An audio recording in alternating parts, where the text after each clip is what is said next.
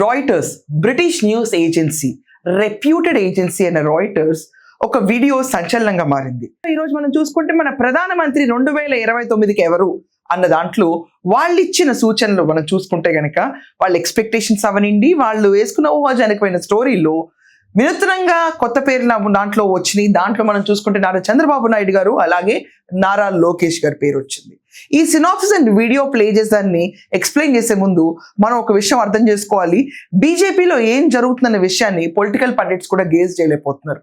మనం అర్థం చేసుకుంటే ఒకప్పుడు 75 సంవత్సరాలు దాటిన తర్వాత రిటైర్మెంట్ ఇవ్వాలి, ఎవరు పొలిటికల్గా మళ్ళీ కంటెస్ట్ చేయకూడదు అని చెప్పినా కూడా 75 ఏళ్ల రిటైర్మెంట్ విషయాన్ని పక్కన పడేసి ఈ రోజు నరేంద్ర మోడీ గారు మనకి 3వ ప్రధానిగా ఎన్నికలు గెలుచుకున్న తర్వాత he has been our prime minister and continuing.